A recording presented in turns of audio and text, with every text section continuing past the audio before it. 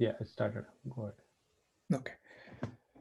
Hey folks, so this is Johnny Rufus, and today we are going to take a basic introductory look at Zookeeper and the kind of problems for which Zookeeper was created to solve.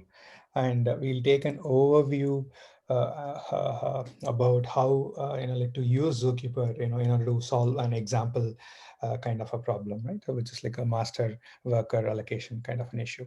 So before we get into Zookeeper, I think one of the primary challenging tasks for any distributed system, right? Like, so where you have, processes that are running in multiple nodes, trying to communicate with each other.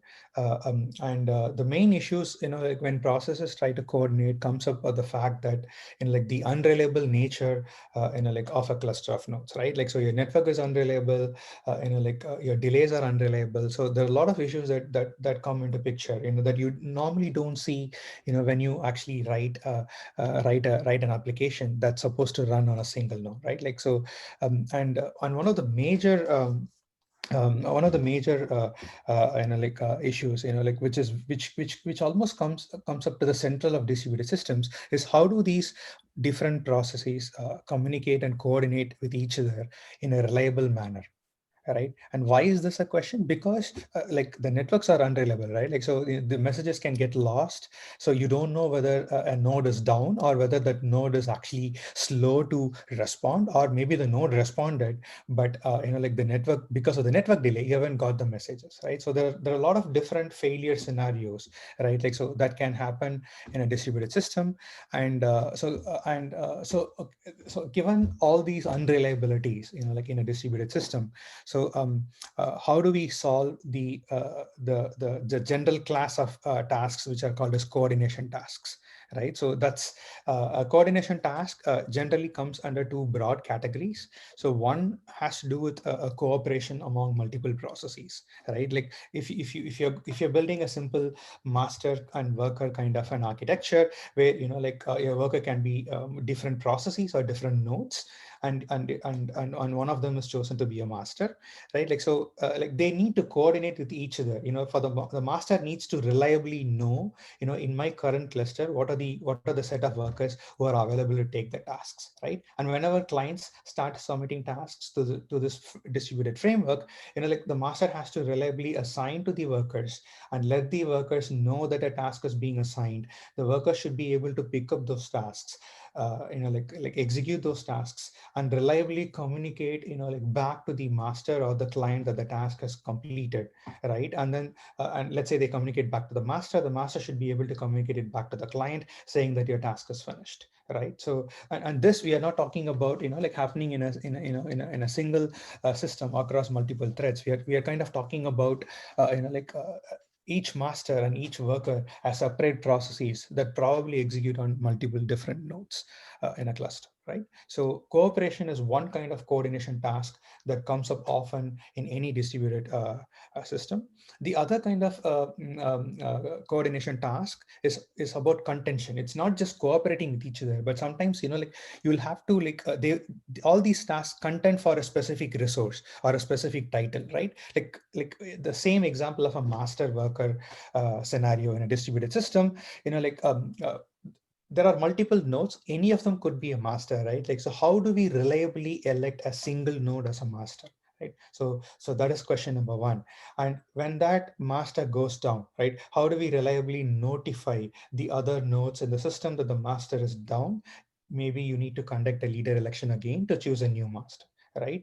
And even like when let's say leader election happens and stuff, and then a new master gets selected, the we always have this problem. What we I think most of us know have heard of this term before. It's called split brain. What if the master that we all thought was down is actually not down, right? Like so maybe it was slow to respond due to a network partitioning, like or maybe it was congested, and finally the master comes back, right? Like so now you have a newly elected master and you also have an old master, and both the old master doesn't know about this newly elected master, right? Like unless you explicitly make it know that, unless you kind of provide an explicit way for it to kind of know that there is a new master elected, right? So in a very simplistic implementation, the old master will come back and it will think that it is also a master. And maybe there was a network partition where there are a set of other clients that also got segregated with the master, right? So they also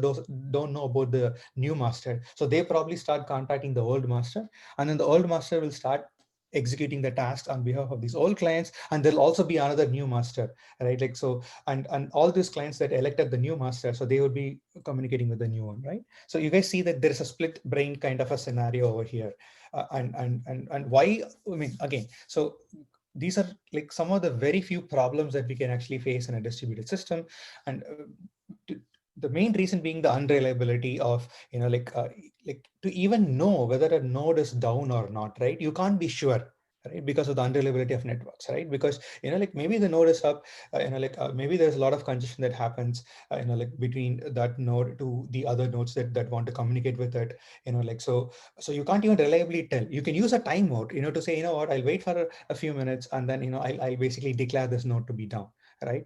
But you can't be sure whether the node was actually down or whether there was a network partition and the node is still alive, and maybe the network partition repairs itself and then the node will actually become alive again, right? So you need a service that kind of, handles these issues for you, right? When I build an application, right? Let's say, uh, given all these different things that we are talking about, right? So it looks like these are all, like different related concepts, like that we need to maintain in a distributed system.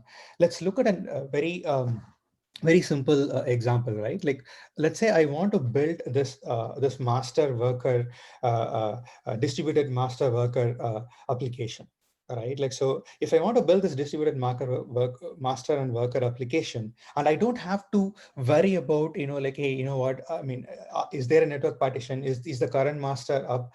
And then, like, how do I reliably know that, like in the current application, the master is down, and then I have to elect a new master? How do I reliably know that, like, this is the new master and there is no split brain kind of a scenario? I have to use a coordination service like Zookeeper for that. So that's exactly the kind of problem that Zookeeper solves. And if you guys actually um, look at the scenario over here, right? Like, so there is a lot of unreliability because, like the master fails, and every time the master fails, like the rest of the nodes should know that they have to elect a new leader, right? Like, and then similarly, sometimes a worker might fail, right? So if a worker fails, the system should reliably be able to detect the fact that the worker failed and then restart the tasks that the worker was currently executing, right? So all this I'm trying to discuss in the context of a master and worker kind of application. All right, like, so what are the different problems that we can actually have, when we have this one master and then all these workers that are kind of executing the tasks which are submitted by the clients to the master, right? So and yeah, the main reason is, of course, the communication problems, right? Like, so in an unreliable network, you don't know whether a node is down, and you don't know whether a node completed its task or not in a reliable way, unless you kind of use a coordination system, right? So we still haven't seen how Zookeeper kind of is going to give us this coordination system, right? So, but we understand the need for a system, that gives us reliability in an unreliable network. I think that's probably a much more better way to put it, right? Like, so we have all these unreliable components, unreliable networks, unreliable delays, and all those things, but if we can build an abstraction, right, a coordination system, right, that can execute with certain set of guarantees, right, then I can safely start building applications on top of it. I think that's the philosophy of like how Zookeeper is being built, right? Like, so you want to build an application that can help you to coordinate multiple processes in any kind of a coordination or a contention kind of a task. So in this master worker, what is the responsibility of coordination service? It will let you know that the worker is down and Yes, right. So that's one kind of message that the application needs to know, right? Like, so at a very simple first step level, let's say there is a master now, right? So how does the master kind of know what are all the workers that are currently alive in my cluster, to actually execute the tasks. Right, like so that problem is actually called as group membership, right? So and Zookeeper is one of the successful problems that Zookeeper helps applications solve is like currently giving a reliable view of the nodes that are alive in the system, right? We call it as group membership, right? And even like in my application, for example, right, like one node always is the master, right? So even like because the clients have to submit this task to the master, like the clients need to reliably know who the master is, right? So when the master is down, right, like so the system should be able to elect a new master, right? Like so how do the other nodes in the system first of all figure out that the master is down? So that's question one, right? And then how do the other nodes in the system, like how do they, once they know that the master is down, how do they elect the new master without actually, ending up in a scenario where there are more than one master that gets elected, right? How do they how do they exclusively elect a new master, right? And how do they make it known to the clients that this is the new master now? Right, so all these require some kind of coordination between these nodes, right? And that coordination, right, this exchange of messages in a reliable way, right? Like another way of putting coordination is whenever these nodes needs to communicate in a reliable way, right, like they can use any system that guarantees that we provide a coordination service for a distributed environment. Yeah. So if if you know about this RAF, which is a consensus algorithm, so is Zookeeper implementing this consensus? Yes. Is it just is it just that, or does it do something else as well besides that? So Raft is one consensus algorithm, right? So internally, Zookeeper implements an equivalent of Raft, which is based on Paxos. It's called Zookeeper Atomic Broadcast Protocol, right? So Zookeeper does what Raft does, right?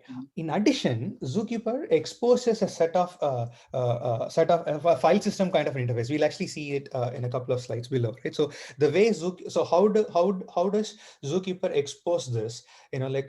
So that applications can start using the Zookeeper and start building it, right? Let's say a master worker application, right? In order to use whatever this consensus, however Zookeeper is providing it, these consensus services, Zookeeper exposes a file system interface.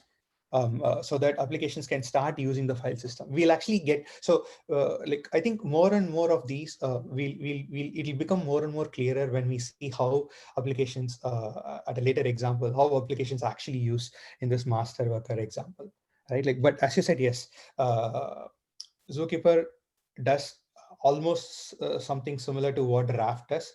I think Raft by itself is actually a consensus protocol, which Zookeeper has its own version of consensus protocol, which is Zookeeper Atomic Broadcast. But I think I haven't used Raft before, so I'm not sure how Raft exposes its services. But Zookeeper gives a little bit, I think, a higher level service on top of Zab, which is the equivalent of Raft, by exposing a file system interface, which the clients or which applications can use to build their distributed system. Okay. Mm-hmm. Yeah. All right. So and Hey, Johnny, quick yeah, question sure. about the master and the worker. So Uh-huh. I'm a little bit confused on the scenario here. Yep. Would this zookeeper also help in the scenario where I want to go to a particular shard or a particular partition from a bunch of selection? Would I talk to zookeeper and say that hey, this is my request ID or something, and tell me which worker should I be talking to based on some partitioning schema? Is that one of the use cases or is it completely different setup? We can actually look at, as I said, if you look through the example of how that master worker example application is built using Zookeeper, I think this will become more and more clear. Got it. Like I said, Okay. right now it's kind of an abstract concept, right? Because I mean, we are kind of talking about coordination tasks, and we are saying that every time you need these individual processors, probably running in different nodes. Every time you need them for them to coordinate and to and to arrive at a single result. That's what is consensus, right? Like they to arrive at a single result, what is the single result, right? Who's the master right now, right? For all these applications to arrive at the conclusion as to who the master is, they will rely on Zookeeper for that, right? And similarly, who are the current set of nodes that are there in the current that are there in the system, right? So for that, they'll actually rely on Zookeeper in order to figure out what the current set of nodes, alive nodes in the cluster is, right? So that's one. So the first one is called leader election. The second one is called group membership. And of course, so what the kind of information that you mentioned, right? And hey, you know what? I have this ID. I want to figure out which shard I have to go in order to like, have a key, right? And then I basically hash it. I have a hash ID now, and I need to figure out, okay, so for this particular hash ID, what is a shard that actually, where I have to go and get this key from, right? Like, or that is me. What is the node that maintains the shard for this particular hash ID, right? So the way that that you can use Zookeeper for that is usually you need a map. All right. So how do you store this map reliably?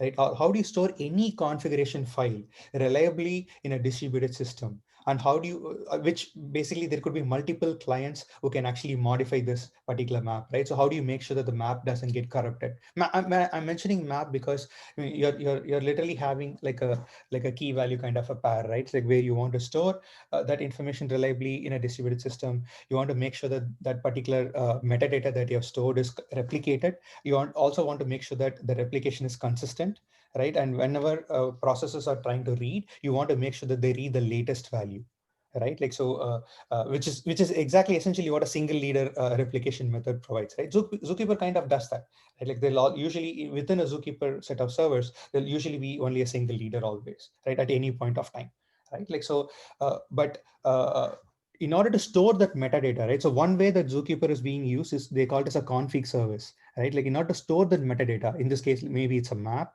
maybe it's a mapping from ID to the particular shard. So they use Zookeeper, right? I think that's the Got it. Yeah. third popular way, right? So one is leader election, one is group membership, like, who's the current master now for my application? The second one is who are all the workers, even for the master to know who the workers are, so that when it gets a new task, it can figure out who the current workers are. So for that, it would still rely on Zookeeper. And the third one is, any config information that you want to be stored in a distributed system reliably, right? Like, so maybe for service discovery, for example, you want to store reliably saying, for this particular service, contact this particular server running at this particular IP address, right? So that's kind of a config information, like for your cluster of nodes. Even for that, you can store that particular config reliably in a distributed system in Zookeeper. Cool. Sounds good. Thanks. Okay, so yeah, so I think, yeah, so this is what we kind of saw, right? Like, so we need to, like for a distributed system, we need master election, like, and we also kind of saw that, like when the master goes down, you need to figure out in a reliable way that there has been a crash, or at least it's usually impossible to figure that out, right? So as I said, because, like the master could be still alive, right? And then you can always come back and claim that it's a master, right? But we need ways. The coordination service will make sure that it cannot become the master again, even though if it comes back later, right? And then you also need to know the group membership, right? Like, so like currently, what are all the alive nodes in the system, right? So Zookeeper will be able to give you information on that. And yeah, the last one is basically kind of what you asked, right? So metadata management, right? So like how do you reliably manage these config information, and how do you make sure that you provide serialized kind of rights to this config, like, so that there is no conflict resolution, right? So I think that's another general use case for which Zookeeper is being used. All right. So again, so as I said, I think so this whole topic will become more and more clearer as we progress through it, like because as we see how today we are not even going to get into the internals of how Zookeeper is being built, or how Zookeeper actually works, inside, right? So we are just going to see, like how to build this this master worker application. How do we, assuming given the fact that we have Zookeeper as a coordination service, if we can reliably see how I can use it, we'll actually have a better grasp of, like how do multiple distributed systems. Like Kafka uses Zookeeper, I think for leader election. HBase uses Zookeeper to actually to maintain the list of region servers, and to also it's basically maintaining the config information, right? Like who are the current list of region servers, and then like the particular region is being served by which region server, right? So that is basically metadata management. So HBase uses it for that, and a lot of distributed systems use Zookeeper, in order to build their applications, right? Like so, we'll actually see how we can use Zookeeper to build this master worker application, and that will kind of give us a little bit better idea as to like how people use Zookeeper and stuff, right? I think like probably next week or the week after that, when we really look at how Zookeeper is implemented, which is basically how the Zookeeper Atomic Broadcast Protocol works and why it works that way, what are the principles upon which it is built, right? Like so we'll actually talk about total auto broadcast, linearizable writes, and like how internally Zookeeper always delivers messages in the same order. There are a few guarantees that every consensus algorithm requires in order to achieve the kind of consistency that we want to talk about in a distributed system, right? So I think that's probably we can take it as a part 2. But even before we get into that, right? Like so, I think the goal for today is to kind of understand. Okay, given that Zookeeper is a coordination service, how do we build an application using that, right? And on what kind of application? So we'll take the example of this master and worker scenario, where you have a master, your entire application that you're building has one, you should always have one master, and the clients and the yeah I'm just describing the application that we want to build, right? So you want to build an application where like you have a cluster of nodes, right? So they say there are n nodes, right? And there should always be one master, and any of these nodes can become a master, but you want to make sure there is always one master. So that's a requirement. uh, so you have n nodes. You want out of these n nodes, you want one of them to be a master. All the other nodes are worker nodes, right? And then your client should be able to submit tasks to this application, all right? And then your master should be able to look at the tasks and assign a worker to this particular task, right? The worker should reliably be able to figure out the fact that like a task has been assigned to it, right? And then the worker should be able to execute the task. The worker should also be able to communicate back to the client or to the master however we want to design that this particular task has been executed and it's complete and its status is now available. And the client should be notified about it so that the client can read the status of the task back and see like whether the task was completed successfully or whether the task failed. Right? A very simple, like you have n nodes and you want to build this application, right? And we'll actually see later how we use Zookeeper to do that in a detailed manner.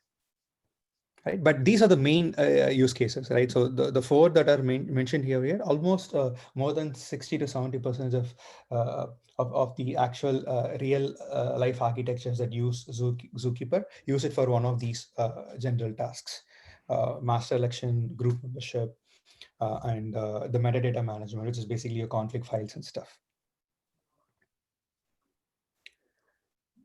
Right. So okay, so given that, okay, so far, okay, so just to summarize, right? So far we have talked about that, like consensus is a hard problem in distributed systems, like mainly because, like you don't know what's going on in an unreliable network, right? Like, so, and in order to build distributed applications, you want to kind of abstract away the concept of coordination to a separate coordination service. And that's what Zookeeper is. Right, so it's a separate coordination service, and we'll see how a master worker application, how to build it using Zookeeper a little bit, and just in a few slides, right? So before that,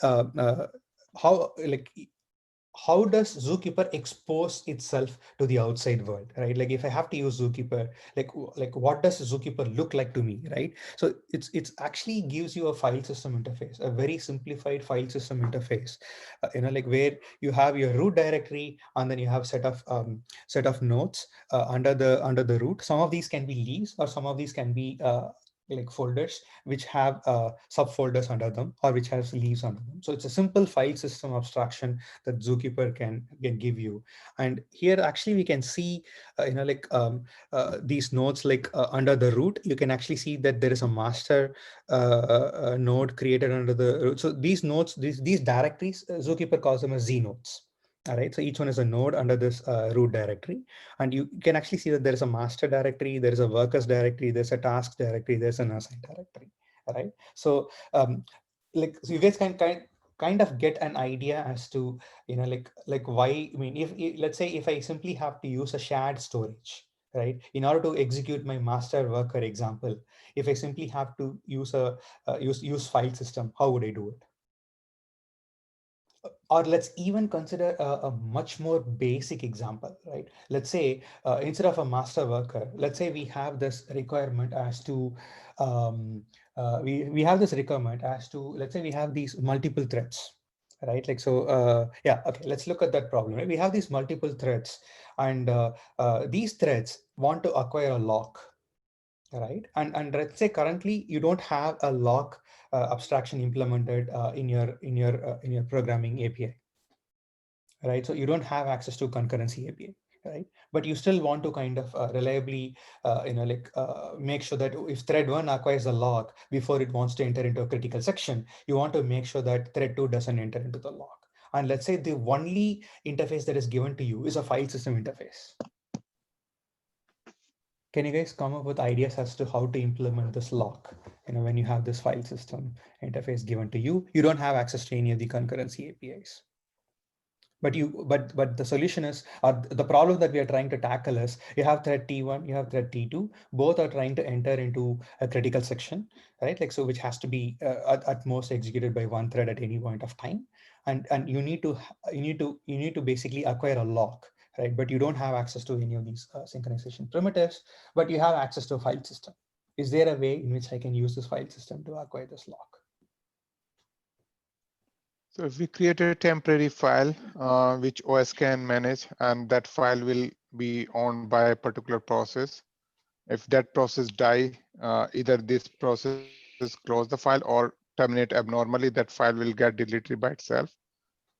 So another process can check that if file exists, so which means that some other process is actually working on that.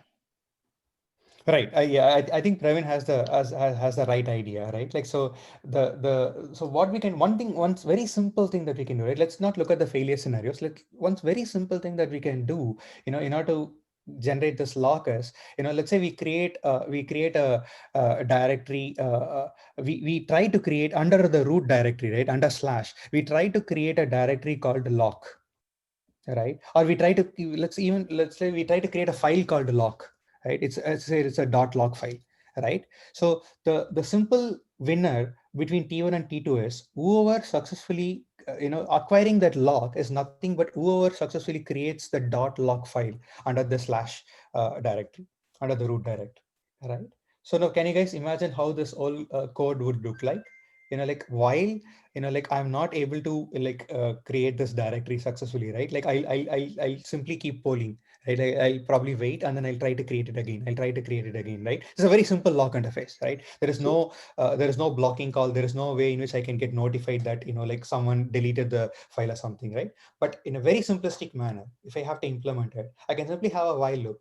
Unless I'm able to successfully create this particular .lock file under the root directory, right? I have not acquired the lock. All right, and this is the while loop that I execute before I go into the critical section, right? At the end of the critical section, what I will do is like I'll delete that particular file, and this is the code. Now, thread T1, let's say T1 and T2 both are trying to get into this critical section. T1 comes into the picture. Let's say T1 executes this while loop first, right? And inside this while loop, T1 is trying to do is like trying to create this .log file, right? And if T1 is the first one that executes it, T1 should be able to create the .log file, right? So which means that it can enter into the critical section. Now, when T2 tries to execute the same while loop, it tries to create the .log file, it actually fails because the file already exists, right? So T2 probably, like it'll, that particular while loop where it's trying to acquire the lock, it'll probably wait for, like before it again tries to create it, right? It's like a polling kind of a thing, right? Like it probably waits for a minute, it sleeps for a minute, and then it tries to see whether I can create it again, right? So it will not be able to create it because it has already been created by T1. Now, what is T1 going to do? T1 would enter into its critical section, execute the code, and then at the end of its critical section, T1 will actually delete it. All right. So T1 will delete the .lock file. And in the next iteration of the while loop, when T2, like after it wakes up from the sleep and tries to go and create that file again, it will actually succeed in creating that file, and which means that it has acquired the lock. So you guys see that, right? Like a very simple, we are not using the, any of the synchronization primitives. We are doing it in a very raw way. T1 and T2 both trying to enter the critical section. They need a lock. How do I use the file system to get this lock?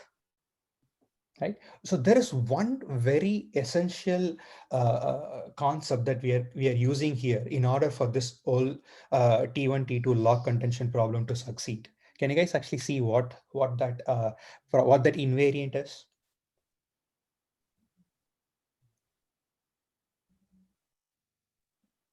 There is one very basic invariant that we have to rely upon, right? Like that your file system should provide to us so that I can actually successfully execute this model. This model is a very successful, like T1, T2 log model.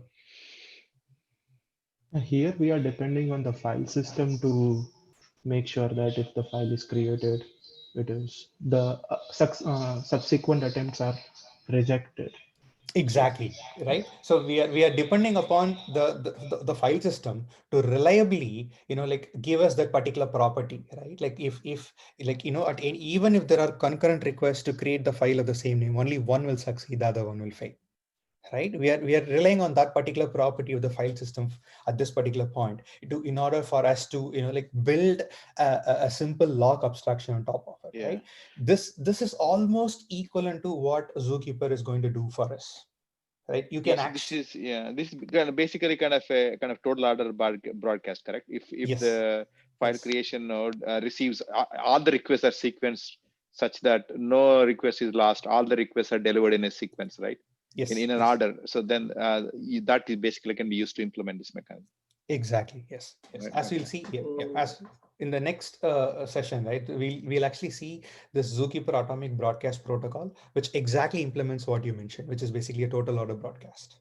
So total order broadcast is to replicate. What is the use of total order broadcast here? We'll actually look. Yeah.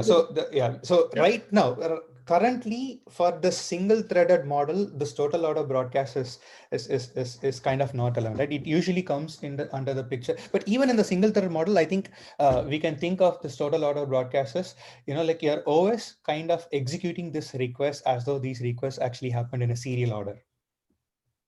Right, like so it got a request to create this .lock file from T1. It also got this request to create this .lock file from T2, and maybe these two requests are simultaneously executing at the same point of time in two different cores, right? But still, like your OS, you can assume the file system will actually give you an abstraction as though these actually probably it executed them in a serial fashion, right? Like so, like where you can say that there is an ordering between the two different commands that were submitted to the file system. You can always say that let's say if T1 succeeds obtaining the log, you can guarantee that T1 was ordered first before T2 executed. Yeah.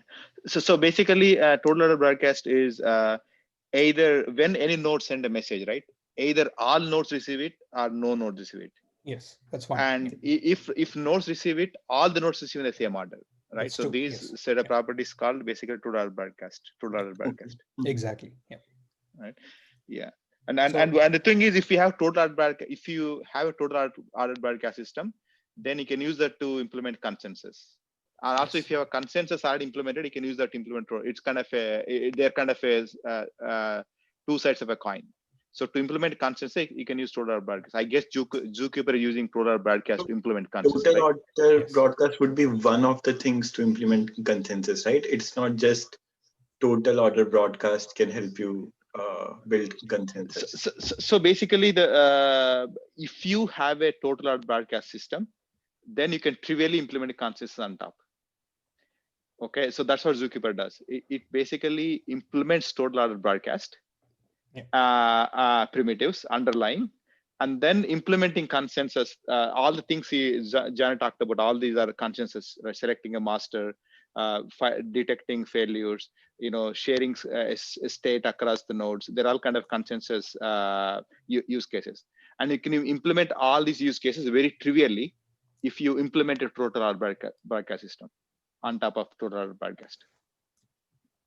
So that's what Zookeeper does. It's exactly how Yeah. how Moman describes it, right? So it's kind of the internals of how Zookeeper does it is by guaranteeing this so as we saw in this T1 T2, right? To acquire the log, we were talking about a single file system abstraction, right? So it's the file system that is being controlled by my operating system. So and we can easily reason about the fact that even though these two probably they were executed in a serial order, and because of which one failed, the first one succeeded, the next one failed, right? As long as we have the guarantee, you guys can see that we can very beautifully build a simple log abstraction on top, right? The Zookeeper simply extends this concept and says, okay, fine, you know what? I am going to give you a distributed a file system in a distributed environment, which you can rely on. Like how we relied on this T1, T2, like you can actually rely on process 1, P1, that executes at node 1, and then process 2, P2, that executes at node 2, right? Like you can actually, these two can use Zookeeper as a file system, right? And then they can, do the exact same thing. And actually we'll see there's a recipe called, how to create locks using a distributed lock using Zookeeper. And they exactly follow this process. Right, like so P1 will try to under slash P1 will probably try to create a Z node called dot lock, and T2 and sorry P1 and P2 will also try to create a Z node called dot lock. Since Zookeeper gives you the file system abstraction and make sure that once a specific node gets created, you cannot recreate the another node, right? So in which case, because P1 created it first, so P1 would basically become the lock owner, and P2 will not be able to create it. So P2 basically will still have to wait until P1 finishes, and then P1 would actually go and delete that node Z node. And Zookeeper also gives a way to notify. In our example, we saw that we have to poll, right? Like so in T1 and T2, we saw that both enter into a polling loop to see whether the log is available or not. But the better way, as we know, right, rather than polling, is if there is a notification mechanism, right? Like so asynchronously, if you get an event, if you get woken up, right? Like so, saying the fact that hey, what, the lock under which that you're waiting is now released, right? So then you can again try to go and acquire the lock. So I think that example kind of clearly tells how Zookeeper works, right? So instead of T1, T2 using a local file system, you have P1 and P2 using a file system that is implemented in a distributed manner, right, by a set of Zookeeper servers. Right, like so, and we are not today as for today, we are going to look Zookeeper as simply as a service, right? We are not going to look at individually how many nodes are there inside Zookeeper, how do they communicate, how do they make sure that they can guarantee the serial order of execution, the total order broadcast, and all those things, right? So that's probably something that we can discuss later, right? But given the fact that we have this file system abstraction that can be used reliably by distributed processes, P1, P2, the question is, how do you build a lock? We have already solved the lock problem. I mean, the recipe to build a lock is exactly that, right? P1 tries to create a Z node called dot lock under slash. P2 tries to create a Z node called dot lock under slash. P3, P4, P5, Pn, they all try to do the same thing. Only one can create it. The guy who created it knows that he has acquired the lock, right? So he can proceed to executing whatever, because the critical section that he wants to execute, while everyone else waits. Right, like so, and then when this guy releases the lock, either they keep polling on the lock saying, hey, you know what, like can I successfully create it? At some point they end up succeeding, right? Or they wait and then they get a notification saying that the lock is released, and then let's say there are 10 other processes that are waiting. Probably one of them succeeds in recreating that dot lock Z node, and he now has the lock. So I think that's the right way to think about Zookeeper, because Zookeeper gives us this file system abstraction, right? Like so, and then we can actually see how we can use this in a very powerful manner to build applications. We already saw how to build one application, right? Like so, okay, given this file system interface, which is nothing but what Zookeeper exposes as an API or as a CLI, right? How do you build a distributed lock? We kind of know now, right? Like so, it's a very simple way to do it. But we look into the nitty-gritties of it much more in the other example, right? Which is the master worker example. All right, so let's quickly look at, like, okay, given the fact that it's a file system, right? So let's look at the kind of API that Zookeeper exposes to the outside world, right? You can always, like, so what we always call these as Z nodes, right? Like, so each of these directories that look like directories over here, whether it's a leaf or whether it's one of these, so we actually call each one of them as a Z node. Here you have a root node that has 4 Z nodes under it, right? The first Z node is a leaf, like that actually denotes the master, right? And each Z node actually has a path name, and it also can have some data associated with it. There are two things that are associated with the Z node, right? There's a current path name that identifies what the Z node is, right? So in the first blue server ID thing we see, right, that Z node is actually the master Z node. Right? And it actually contains some data. It contains some information about who the master, what the IP address of the master is, what the server ID of the master is, right? So every Z node can contain some data. The second Z node that we see here is actually a Z node called workers. The circle that we see here, right? It's a Z node called the workers. And under that workers, you actually have another sub Z node, which is actually called worker-1. And there is some data related to that worker-1, which basically identifies what that worker node is, right? We'll actually look at this in detail actually, but just to give, if this is how your file system, Zookeeper file system looks like, what does this structure, this directory structure mean, right? Like, so you have these Z nodes, each one is a Z node. A Z node always has a path associated with it. Like in this case, the master is a path, workers is a path, worker/worker1 is a path, right? A Z node may or may not have some data associated with it. Right, so that's what is being exposed to us. And Is the same structure present on all the master as well as worker nodes, or do they have different information? so okay, so right now, right, like, so there are actually, yeah, so there are a couple of things, right? So here we have to distinguish two things, right? Like, so one is we have to distinguish the Zookeeper service and the set of nodes that comprise of the Zookeeper service, right? So right now we are not even looking like at what those individual nodes are, kind of a thing. But one thing that we know for sure is all those service, they provide you this particular, all the entire Zookeeper service gives you this particular file system abstraction, right? And whatever master that we see here, master, worker, and all those things, right, these are actually not Zookeeper nodes. These are your application, right? I'm building a master worker application, right, on top of Zookeeper. So which means that I have my own setup. Let's say I have n workers, right, and I need one master out of it, right? So I have my own cluster, right, that I build on top of Zookeeper, right? So whatever data that we see here is actually stored inside, let's say, the Zookeeper service, right? But whatever they're talking about, the master here, that's not the actual master, like the leader inside Zookeeper. That's basically the application's master. I see. Okay. You guys, you can see that, right? There's like so we are talking about two different clusters here, right? So one is the Zookeeper server, which is actually implemented as a cluster, right? And we are not going to get into the details of that, at least for today, right? But one thing we know for sure, what the Zookeeper cluster service gives us, right? That, or at least what it maintains. It maintains this metadata information like a file system. All right. So for all practical purposes, we can consider the Zookeeper service as a file system. Simple, right? Like, so internally, it is usually built with a cluster of nodes within itself, right? And it all belongs to the Zookeeper service.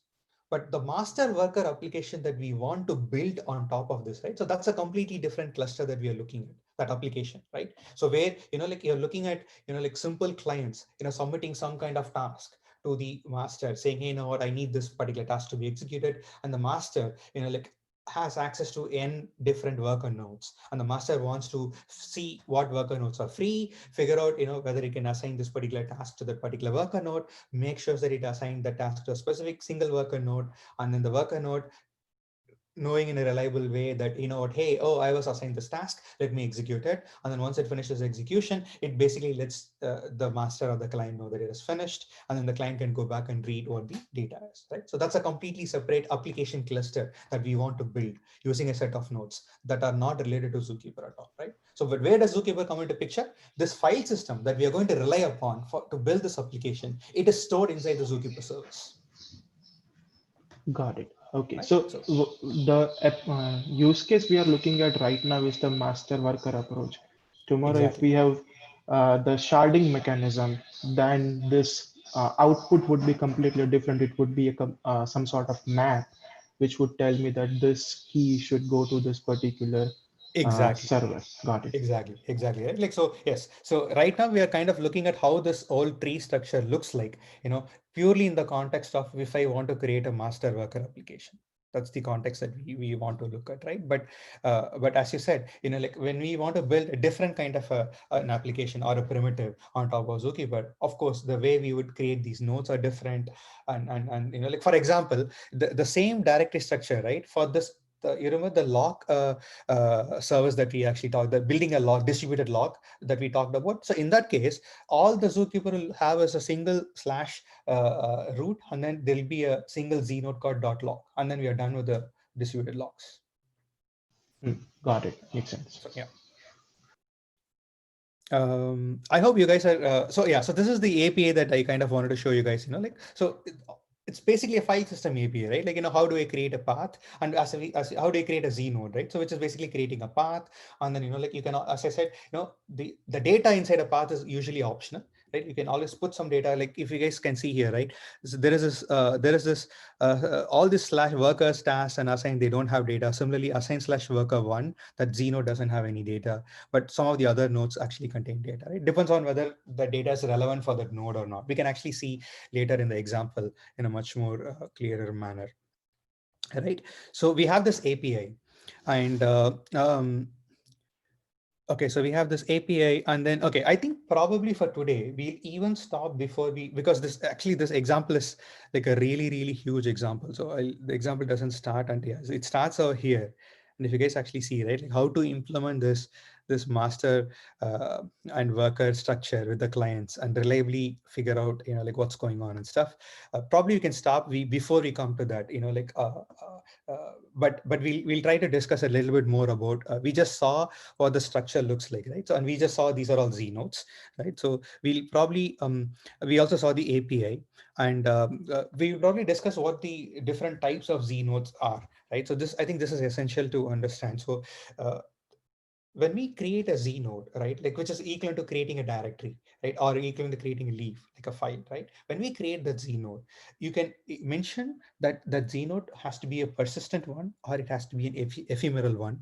There is also a third option, which is actually called a sequential, but let's come to that later. But these two are really important, right? Like, so a persistent Z node, once created, it does not go away from the file system unless someone explicitly deletes it. Right, so that's what you call as a persistent Z node. Then what does it mean to be an ephemeral Z node, right? An ephemeral Z node, when you create it with an ephemeral Z node option, right?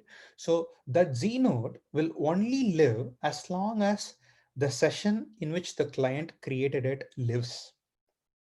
Right, when that session goes, so we'll also see the fact that, like every time, like someone, an application node wants to communicate with Zookeeper, they have to open a session, and then they use a Zookeeper client library to communicate with Zookeeper, right? So these ephemeral nodes are created, like within a session, and they only live as long as this session lives.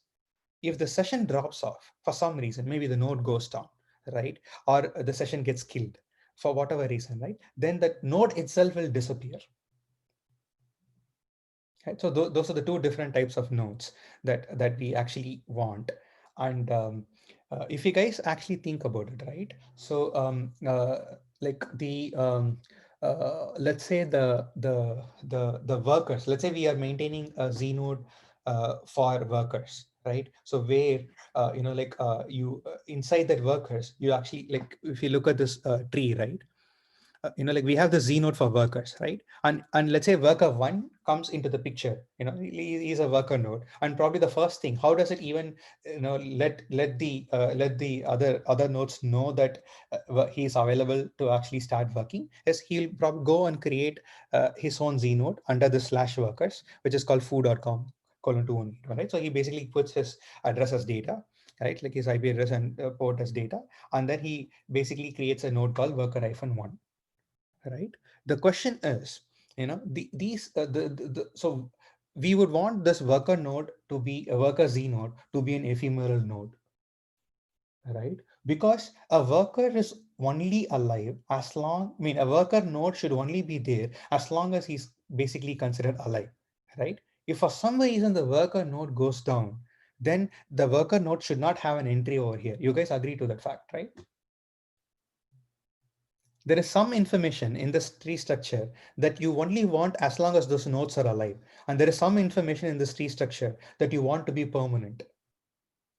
And one of the information that we wanted to be ephemeral, right, like that temporary, is basically the worker information, right? Like if a worker is there, then the worker has to be represented here. But for some reason, let's say the worker gets killed, you still don't want the worker's information under the slash worker, right? Because then the master will, like will think that that worker is still there, and he'll probably try to assign some task to that worker.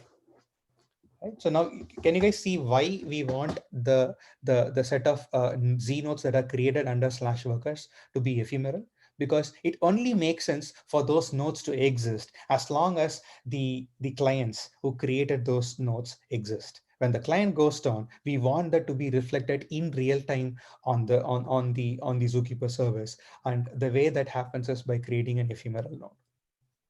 So what is an example of something where we don't, even if the client who created it dies away, we actually still want that particular information to be reflected in the system? If you guys look at the tasks, right? So, like, let's say I'm a client node. I open a session with Zookeeper, and then I create this under slash task. I create a task called task -1 and -2. Right? I create the Z node task -1 and -2. Right now, even if I die, right, like I can always come back, right, and I can always look at what the status of the task is. So at this particular point, right, like because I created a task Z node, because I died, the task Z node should not go away from the system, right? Because I submitted a task, maybe I'm dead now, I may come back, and then I will, like I may need to know what the status of the task is, right? So you guys see why we need permanent ones and why we need temporary ones. So there is some sort of information that you might want to keep permanently until the client who created it explicitly deletes it, even though he may not be alive at some point of time, right? Because he'll always come back, and then he'll check the status, and then he'll see that the task is done. Then he'll go ahead and create and delete that particular task, right? Like so, but you don't want the task to be automatically deleted when the client goes out of communication for some amount of time, right? But the workers are exactly opposite. You want the workers' information to accurately reflect currently who is working on the system. You guys see that, right? I think, as I said, it's a little bit it takes a little bit of, like the more and more we see some of these examples and we see how to build application using the examples, some of these things will become more and more clearer. So if you guys just stay with me and believe me that things will become more clearer, I'm really happy, right? So the Z node is basically just as a file abstraction, correct? Is it correct? Yes, it's in this case, you can consider it as a file or a directory abstraction. File directory with a given path. Yes. Okay. Yes. And you need these two types because some of these information only makes sense like when the node that created is alive, right? So that's why you create these ephemeral files, and when the node goes down, you basically automatically Zookeeper will delete it, right? Like so, and some of the things like tasks, for example, right? Even though the client submitted the task is down, it will always come back, right? Like so, and then it'll always try to see whether the task got executed or something. So you don't want to delete the task because the client who created it went down, right? So that's the reason you have two different types of Z nodes. One is the permanent Z node, and the other one is the ephemeral Z node, right? Both can be deleted. The permanent one has to be explicitly deleted using a delete command, but the ephemeral one, Zookeeper service will delete it if it does not receive the necessary pings from the client who created it. And can you create ephemeral nodes with some timeouts? There are no timeouts, right? It's just tied with session only. Session is lost, then it's deleted. Yes, and there is a timeout that is related with the session actually, right? Like so, you can specify what that timeout for that session is. And meaning like during when you have open session, if there is no traffic for the timeout, then session will be toned down. and then the file gets deleted. Yeah, there are two things to that, right? It's not just that there is no traffic, because constantly there'll be a ping from the Zookeeper client, which is creating the session, to the Zookeeper server it is communicating. Right, so it's so one way that it kind of figures out that, I think there is a simple protocol that it follows, like where, like if the Zookeeper client does not hear from the Zookeeper server, like I think for 1/3 n of the, where n is the actual time mode session, right, it'll actually ping the server. Okay. So it makes sure that even if there is no traffic between the client and server, it makes sure that it constantly keeps communicating with the server at regular intervals. So it will send these ping messages, right? But if you are but if automatically, let's say, you're constantly, reading and writing from Zookeeper, then you don't need these ping messages, because, like these communication keeps your state alive, right? But if you're not communicating, right, if you're silent for some time, and there is a timeout associated, at a specific threshold, when you reach a specific threshold of the timeout, you will actually start pinging each other to make sure that, like the client lets know of the fact that it is alive, and it starts pinging the server, right? Because in Zookeeper, the use case is like reverse, is like twofold. The client also needs to know whether the server is alive. The server also needs to know whether the client is alive. Right. All right. So they constantly keep pinging each other for that. And Hey, so this is Johnny, I have a question. Sure. So you told when worker is down, like you remove the G node of worker, and then the task which it is executing is still there, right? So Yes, how will the worker come back and coordinate with the task which it is executing in the past?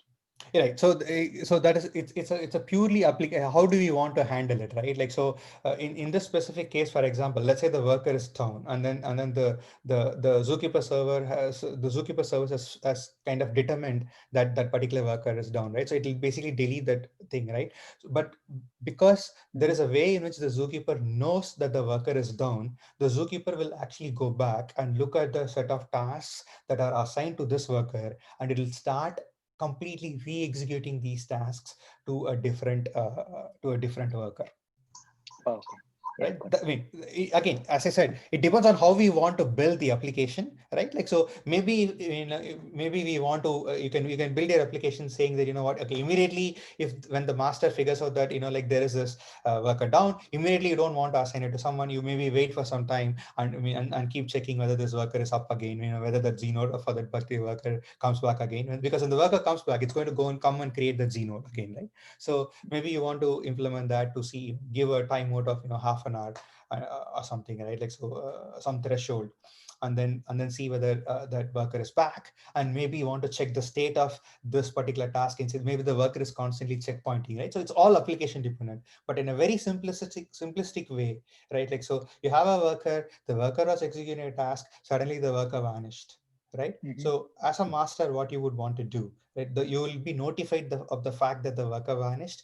As a master, what you would want to do is, like, you will query back to the Zookeeper to see what the task that this particular worker was handling, right? Because it's just querying a file system, right? So you query the file system, you look at the slash, this particular worker slash, you look at the assign, and then you can actually see for this particular task, right? So you can figure out which task was assigned to this worker under the slash assign tab.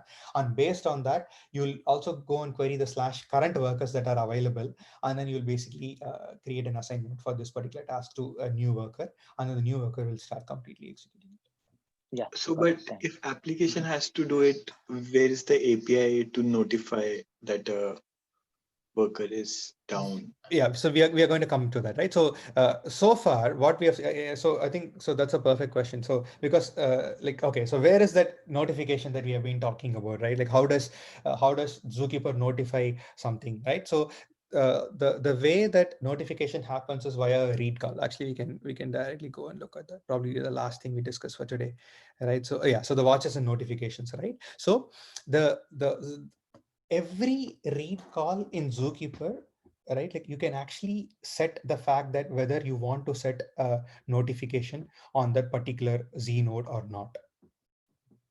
All right, so there is no explicit API, because that API, the read call itself will have an option to actually say whether you want to also set a notification. In Zookeeper calls it as watch, right? Like, so if this particular diagram gives a very simple example as to, like how these two different clients actually notify each other, right? Like, because something changed.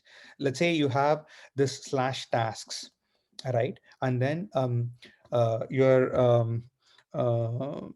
the client C2, it tries to read the slash task, right? That's the first operation it does, right? It looks at the Zookeeper, and then it says get the children of slash tasks, right? And then it actually sees that it's empty, right? And then it again looks at this slash task, and then it sees it's empty, and then a new task was created by C1 now, right? So it created under slash task, it says task hyphen, and because it created a sequential node, the sequential node is like you just give the name for that, and then Zookeeper automatically assigns a sequence number to it. So in this case, it will be like, maybe task hyphen 1, right?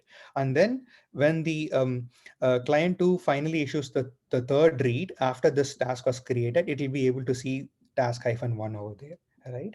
So this is what happens. So whatever is we are describing over here, right? It's actually called polling,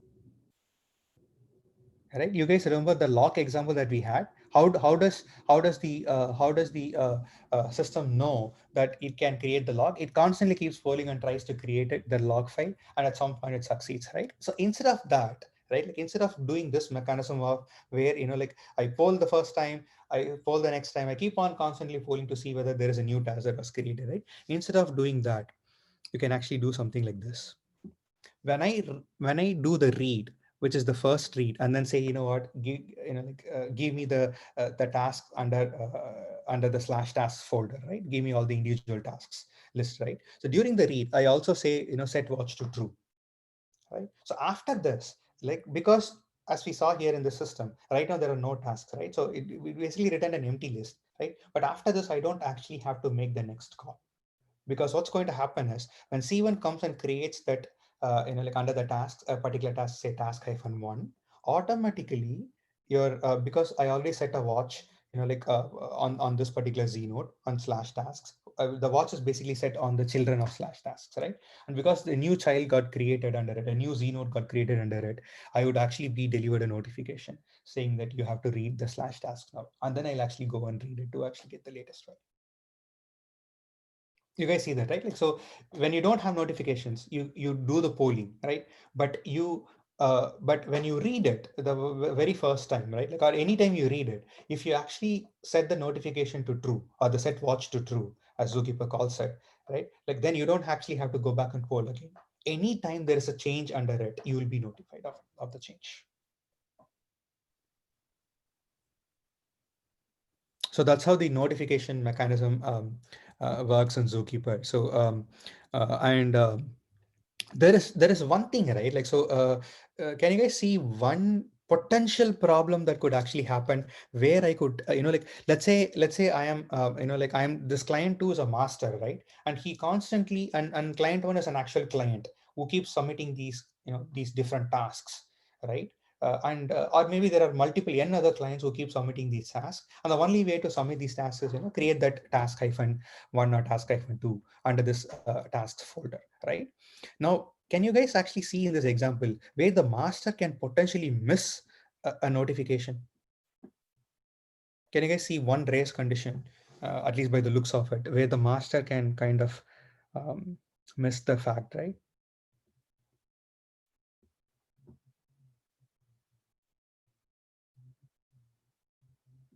So, okay, let me so what if, like I initially read, and then I actually get empty, right? And then I actually set a watch like one, right? And then 2 comes and creates it, right? So client C1 comes and creates it, right? And then the notification is being sent to me, right? So I have got the notification, right? So that task hyphen 1 got created, right? But before so according to me, the latest read is, like task hyphen 1 is there, right? But before I do something with it, what if there is another task which is task hyphen 2 that actually got created before I can, because the one thing about the watch, right? Your watch is actually a one-time watch. Every time you do a read when you set a watch, it only works once. So when a first notification comes back, right, like so saying that task-1 was created, your watch is not active anymore until you do the next read with the set watch set equal to true. Right? So the question then becomes, okay, the task-1 got created, I got the notification for task-1. But before I go and set back the watch, right, task-2 got created that I'm completely unaware of. You guys see that, right? There is actually a, there's like, under this particular mechanism, I completely missed the fact that task-2 was created. So how does, or what is one way that, the way Zookeeper kind of solves this, I think that's the, now we can actually reason about why there is always a read on a there is always a read when you set a watch, right? So it's not the fact that, like C2, another T2 got created and then I missed it. But the way Zookeeper always asks you to do a read when you set the watch, make sure that you get the latest state, whatever you think was missed in between the time my first notification got delivered and in between the time the next watch I set, that in between time, right, whatever that happened, you will be able to see it in the read that you do, even though you don't get the notification for it. Can you guys see that picture? Yeah, makes sense. Yeah. Right. So, so that is the exact reason, because it kind of initially to hear the fact that, hey, I have to set notifications. I do the notification set on a read call, right? So why does it even, have to be a read call? Why can't I have a simple notification? Hey, I want to notify me if there is any change to /tasks, right? Why can't I have a simple API for that? But why do I always have to do a read, right? I think that answers this question as to, like you get notified of a particular change, but before you set your next watch, there could be other changes, right?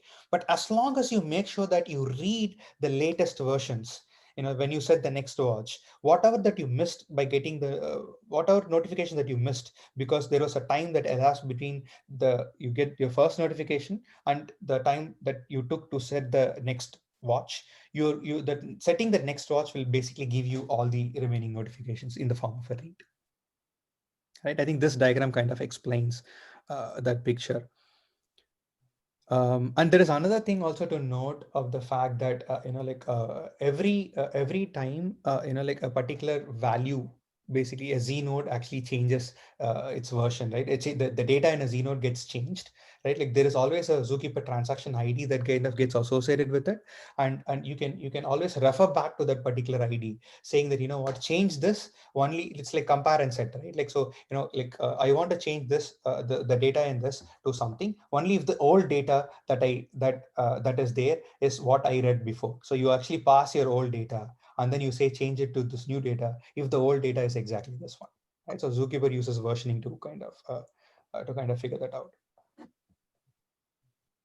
It's basically a compare and set. You guys remember the compare and set thing, right? Like so, you don't actually acquire the lock, right? So that's one thing that you'll always see here, right? When you use Zookeeper, you'll never acquire the lock. Right? There's, you can build a distributed lock and then you can acquire the distributed lock. But directly using a Zookeeper, there is nothing like you acquire the lock, right? So in that case, how do I avoid overwriting a value that was like maybe Z node had a value and some other client went and overrode the value in the Z node, right? So how do I avoid it? So that you can actually use versions, right? Like, so compare and set is basically based on the value of the actual whatever you are trying to compare and set, right? Yes. But here, is it compare set on the version number or is it in the value itself? I think it is actually on the version itself, right? So because because what the previous version that you read, right? Like so and then So basically, when you previously read the version number, you remember that. Then when you want, you said, if the previous version nobody changed, it means it has to be the same version. Okay, makes sense. Yes. If somebody had changed in between the time I read the previous value and then I'm trying to set it to something, right? Then when I do that operation, right? Like I would say, hey, the version that I remember on my read was 4, right? So only make this operation successful if the current version of that particular Z node is 4, right? But because somebody already wrote to it, it probably got updated to 5 or 6, right? Depending on the number of writes that came in between. So this operation will fail. Yeah. Makes sense. Okay, so before we kind of close off for today, right? Like, so I think the one thing that we might want to see is so whatever that we have been so far talking about, all these workers and masters and stuff, those are our application processes that are over here, right? And this Zookeeper ensemble that we see over here, right? Like, so where, like there are a set of separate nodes dedicated to work for the Zookeeper service, right? So we haven't talked about those nodes, like what is a leader inside those, how do they form the quorum, and all those things we haven't talked about, right? So that internals of Zookeeper we have not even touched. We just saw that Zookeeper is a coordination service. We saw the fact that the way it exposes itself to the other applications is via a file system interface, a file system API. And then, all these application processes, like the example that we are going to see later, or even the log that we saw, right? Like whoever was trying to acquire the log, it's an application process, right? Like, so they, using a Zookeeper client library, they try to communicate, establish a session with the Zookeeper and some the Zookeeper set of nodes, the Zookeeper service, and then they they manipulate this file system. And as you guys see, all you're trying to do is like what you do in a single node file system, right? But much more restricted set of API. You're trying to create a new directory, you're trying to create a new file, you're trying to set some value in one of these, like one of these associated Z nodes, right? Like, so, and then you're trying to get the data, you're trying to get the children, right? List the contents of the directory. Right? A very simple file system interface that Zookeeper provides. And we also saw that, it kind of provides both ephemeral nodes and persistent nodes. And we saw one use case, but it will become even more clearer when we work through the example of how to build that master application, master worker example application, right? So when we build that distributed application using Zookeeper as a service, using Zookeeper as a file system, we'll very clearly understand the need for these ephemeral nodes, and then how does that affect the architecture, right? And the last diagram that we saw had to do with how does it actually look like, right? Like, so you have the Zookeeper server, which is a Zookeeper ensemble, which is basically the cluster of Zookeeper nodes that are usually there, right? So if you guys want to kind of compare it to like Kafka HBase, for example, right? So like your Kafka cluster is nothing but all these, the nodes in your Kafka cluster are nothing but these application processes. So every Kafka broker is an application process, right? And then you have a separate distributed system that gives you this coordination service, which is your Zookeeper cluster. And usually we'll see later when we talk about quorums and stuff like that, usually Zookeeper clusters, most Zookeeper clusters are of size 3, 5, 7. Very rarely they go to 7 and 9. Usually, like people create Zookeeper clusters of size 3 and 5, and we'll see how and why that later. But they are very, very small clusters. They just have to store give you this file system interface in a reliable way, right? Like where the data gets replicated across a majority of nodes and stuff like that. But we'll get into those details. But one thing to understand is even if your Kafka cluster has 1,000 nodes, your Zookeeper cluster probably has only 3 or 5 nodes, which provides you this coordination service. Okay, so I think that kind of probably it's a good stopping point for today, right? Like, so we saw. I understand it's a little bit harder to visualize some of these things, right? Like, so, but like it becomes more and more clearer as we, especially when we see how to build this application on top of Zookeeper, right? Like, so given the fact that Zookeeper gives us this file system, nice file system API, how do I use that API or a CLI to build this nice master and worker distributed application, right? When we finish working out, like what happens, when and what does each one have to do, what does each application process have to do in order to build this application, right? More things would become clearer. And finally, when we actually look at how does this as someone pointed out, like Zookeeper uses this total order broadcast to implement consensus, right? So and how does that actually work, All right, like so I think if you guys go through this in designing data intensive applications, the chapter 9 is actually I think chapter 9 is consistency and consensus, right? So if you go through, if you guys go through that, it literally talks about, you know, like what is total auto broadcast, right? And how you can very easily implement consensus on top of total auto broadcast, and you know, how, when if you have a linear irreversible system, how you can implement total auto broadcast using a linear irreversible system. If you have uh, um, uh, total auto broadcast, how you can implement linear irreversible system on top of that, or if you have a linear irreversible system, how we can implement total auto broadcast on top of that. There are very beautiful examples in DDA that talk about. We have not even touched that particular part, right? Probably during our next session, we can get into the details of what total auto broadcast is, why is it necessary, what are the main properties that a service like Zookeeper has to satisfy in order to give the consistent view of this file system, right? You know, like a very simple example, you know, when we saw that single node T1, T2, right? Like, you know, like the file system makes sure that, you know, at any point of time, no two processes that tries to create the .log file will succeed together, right? Like the first process, there'll definitely be always one that succeeds and one that fails when both are trying to create the .log file, right? Like so, so that kind of guarantees. How can Zookeeper give you the guarantee? You know, when it has data that is replicated across a set of machines that we saw here as a Zookeeper ensemble, right? I think that is the more challenge. You can still implement Zookeeper as a single node, right? So then reliability goes away for a toss. Right, so you need a distributed system to kind of implement this service for you, and then which means you need replication. So then all the problems of the replication lag come into picture. You know, like you can still use single leader replication to handle a lot of these problems, but you still have to handle things like you know, like split drain and stuff like that, right? Like, so how do they reliably elect that single leader? Even that becomes an issue in a single leader system, and that is where this total auto broadcast come into picture. So I think we can see all those probably as like a like things to come kind of in the next sessions. I have a question. Sure. So among the Zookeeper use cases, right? Things like leader election and maintaining a shared state, a small shared state, Yeah. like shard map, things like that. I think those are classic, you know, consensus things and make sense, right?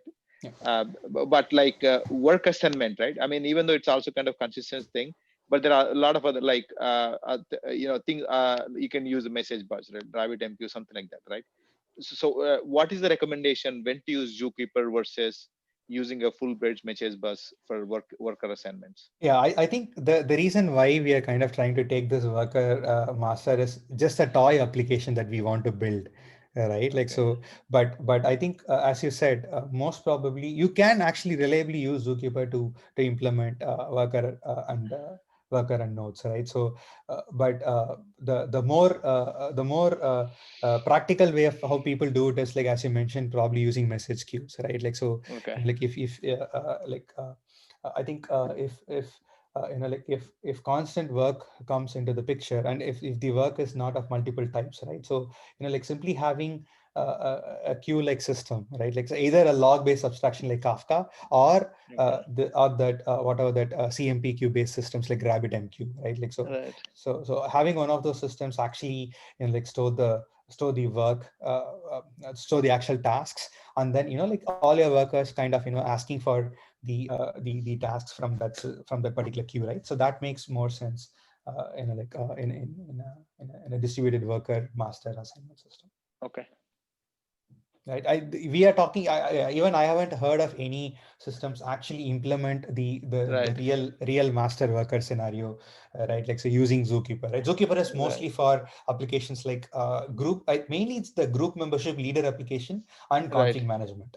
Correct. Correct. Right? That's So, what else I heard. Yeah. yeah, so those are the main reasons people, most of these distributed applications use. HBase uses it for the same thing. Kafka uses it for the same thing.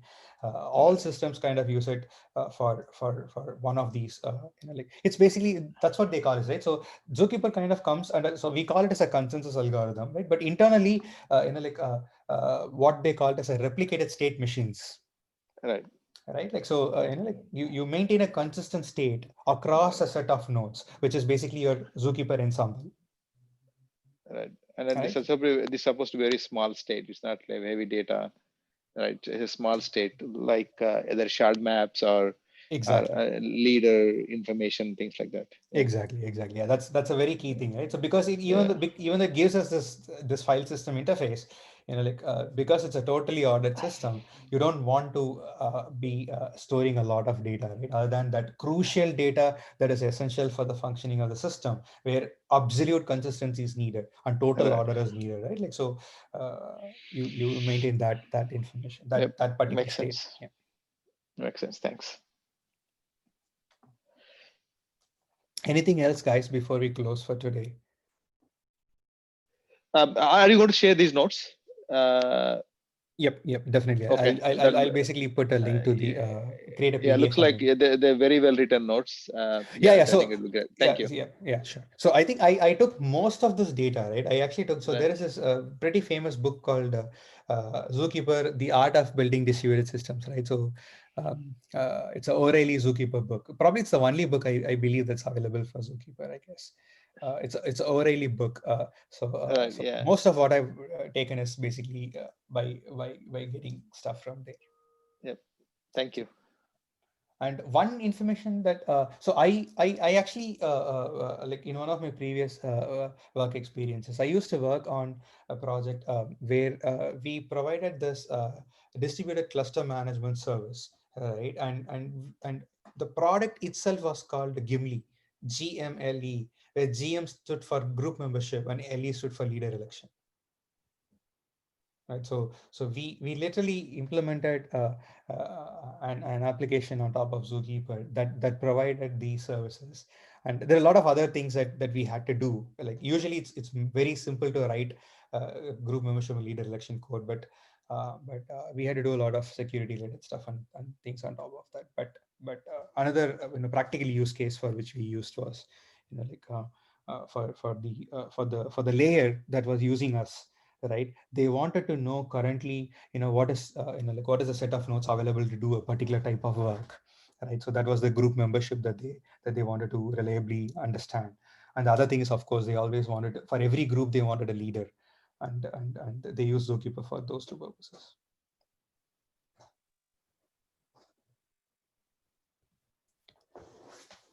All right, folks. So anything else that you guys want to discuss before we close off for today?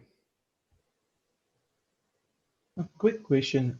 Sure. So you meant, I'm sorry, I'm extending the discussion, but this Zookeeper ensemble, you mentioned that it is supposed to be tiny compared to the rest of the application stack. Right. Now, what I'm wondering is that also means that the way application servers talks to Zookeeper, that should be very minimal number of calls they should be making to the Zookeeper service, right? Yes, very, very, very essential. Yes, and the reason is because like we store the data that gets stored in Zookeeper, right? It's not a very fleeting data. It's not something where like huge number of writes are coming into it, or something that really constantly keeps changing. Very simple example, right? When you store your network topology information, right, like the current set of live nodes who are available to work under this, right? You don't expect it to change every second, right? Yeah. Right, so that's the kind of data that you kind of want to, even your config files, for example, right? So that's like you're maintaining it in Zookeeper under the assumption that like those are not pummeled with changes, like by thousands of concurrent clients, right? So they have a very set of like those are usually like slow changing data, right? Like so basically maintaining state like not at an extremely fast changing process. Yeah, but it still concerns me, I guess, that is, even though it is not fast changing data, the clients would still want to know the change as soon as possible, because that's the kind of data which they are dealing with. Yep. Right? So is there a continuous polling which is happening from the clients? Because what if the shard I'm supposed to talk to is dead, or maybe it has changed for some reason and that is not the right shard anymore? I would like to know that as soon as possible. Exactly, right? So the Zookeeper addresses it using the watches, right? So you don't poll at all, right? Like so, and let's say you want this map, right? Like usually the way Zookeeper clients are thick clients, right? So usually the Zookeeper client, like when it reads that particular map, for example, right? Let's like as you said, the shard assignment map, right? Like so, each of these application processes wants to know, because for every single key, it has to look at this map, right? To figure out which shard it belongs to or whatever, right? So in that case, right, like you know, for each key, if it starts going and pinging Zookeeper to look at the map, it's not going to work. Of course, right? yeah. So the way the Zookeeper client is going to do is when you did the first read, it's going to give you the data, right? So from then on, right, like you would have set a watch saying, hey, you know what, if there's anything that changes, let me know. Right? And from then on, any read to that, your Zookeeper client will simply read it from your local data that it has actually cached. Right? I see. Because it knows its reason, because it has still not had received any notification about the changes. Right? So it's always going to be a local read. It's never going to hit the Zookeeper server again, unless until, because it has set a watch, right? So let's say you're, you know, like a new worker, a new shard got added. There was a reassignment of keys. Your map changed, right? So then because you set a watch, or because every other node in the cluster had set a watch, like when this change happened, right? So then they would all be notified and they will issue a read at that point of time. Got it. I'm little bit not sure about what is this notification, because looks like in this case, the notification case, the Zookeeper service is talking to the application servers. So maybe it is the client library taking care of these things. Not sure, but Yes. Yeah, I mean, like when you issue that read command, right? You're calling some API, right? So when you issue the read command, you're kind of calling some API via your Zookeeper client, right? And your Zookeeper client is establishing that session, right? Like so, Zookeeper always operates under a session, right? So there is a session that's constantly established between the Zookeeper client and your Zookeeper server. Got it. Right. So through that session is where your notification comes to the Zookeeper client. Got it. Makes sense. Okay.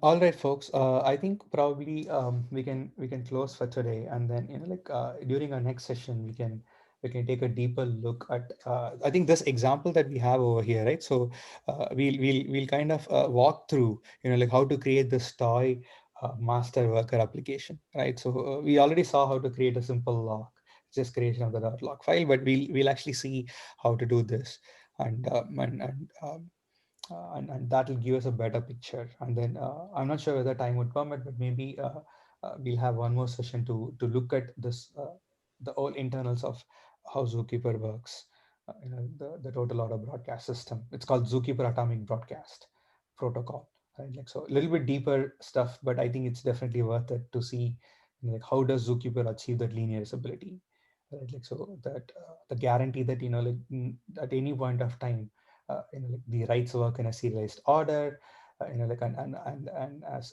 someone pointed out, you know, it's a total order broadcast system, right? So all messages have to be delivered within the Zookeeper servers, and also the fact that they have to be delivered in the same order. So we'll actually see how this works in unreliable networks. Yep, no problem. Yeah, thank you, Johnny. Thanks, Johnny. This was really useful. And can you just paste the name of the book? I see multiple books. Was it The Art of Building Distributed Systems? Yes. Okay. Yes. It's the O'Reilly one. Yes. Okay, cool. Okay. I'm stopping the recording now. Okay. Sure.